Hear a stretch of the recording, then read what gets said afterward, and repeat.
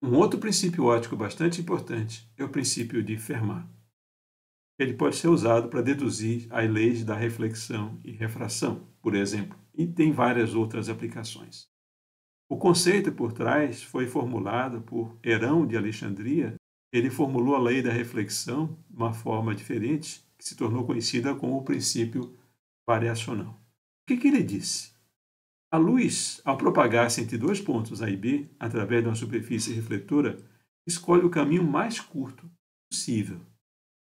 Existem infinitas trajetórias de raios de luz que podem sair do ponto A e chegar no ponto B, sendo refletidas pelo espelho. Por exemplo, essa desenhada aqui em vermelho seria uma possibilidade. Em azul, estamos desenhando aqui uma outra.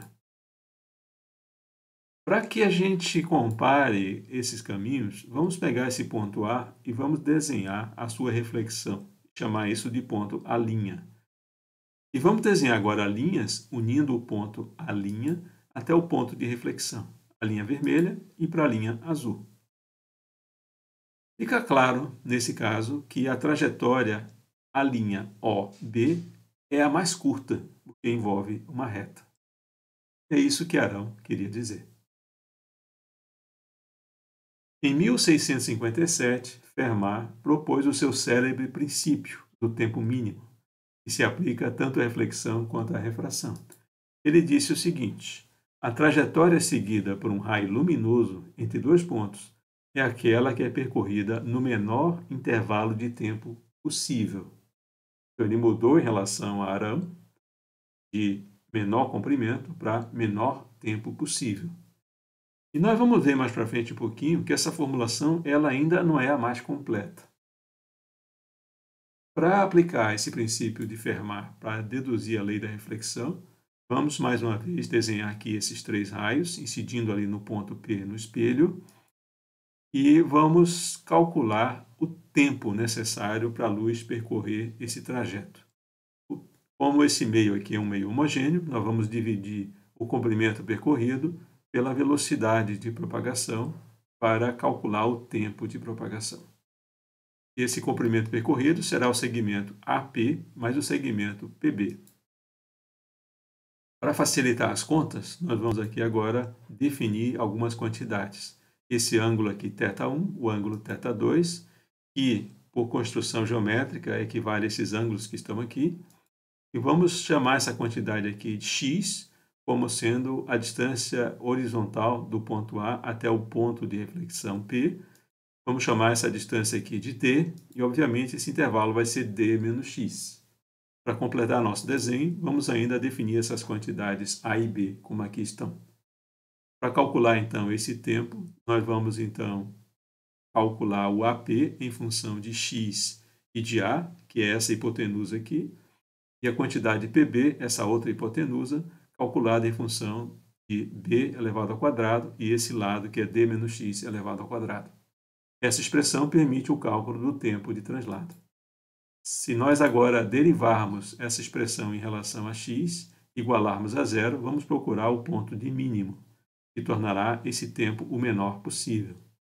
Vamos observar que essa quantidade aqui, x dividido por essa raiz, é esse cateto oposto dividido pela hipotenusa.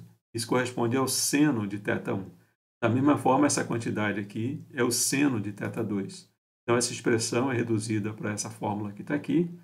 E, para que ela seja igual a zero, é necessário que θ1 seja igual a θ2.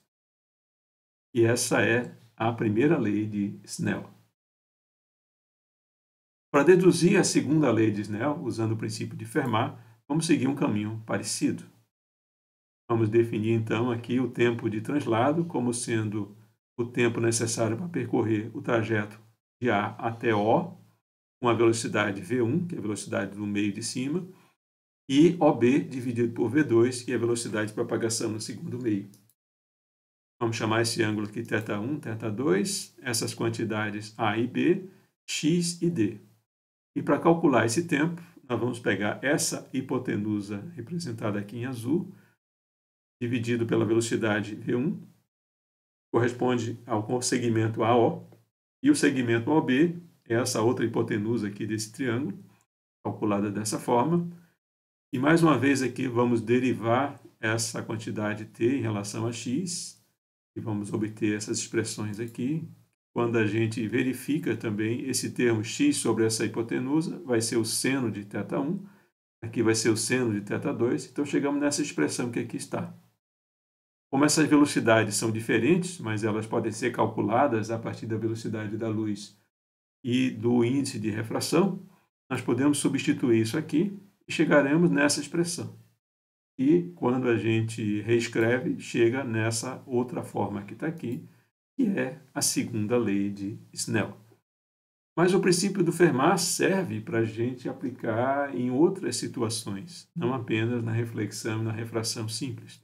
Por exemplo, temos um raio de luz que vai atravessar um meio óptico bastante heterogêneo.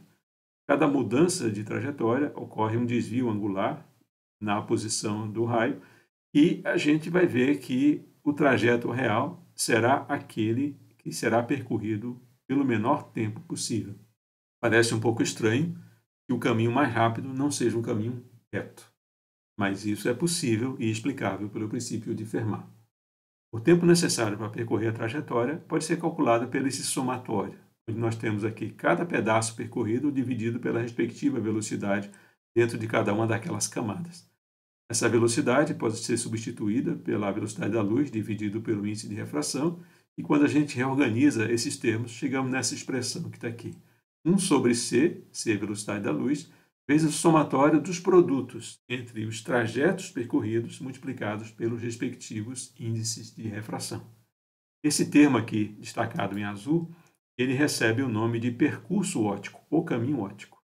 É o somatório desse produto entre o índice de refração e o comprimento percorrido dentro daquele meio. Quando o meio ele é contínuo e heterogêneo, nós temos que, em vez do somatório, trabalhar com uma integral. O tempo, então, é calculado como a razão entre o percurso óptico e a velocidade da luz. O princípio de Fermat, então, pode ser enunciado de forma definitiva da seguinte maneira.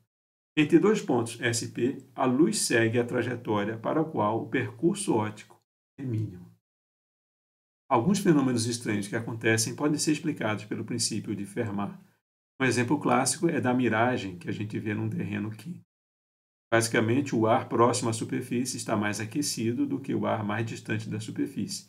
E como o índice de refração do ar quente é menor do que o ar frio, isso provoca uma curvatura gradativa nesses raios. Um efeito contrário pode acontecer também quando você tem a superfície da água muito fria e o ar um pouco mais quente acima da superfície. A curvatura dos raios nos faz ter a impressão de que existe um objeto acima da superfície.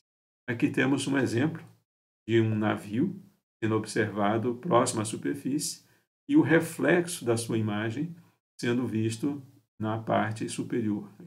Uma miragem também, só que no sentido contrário.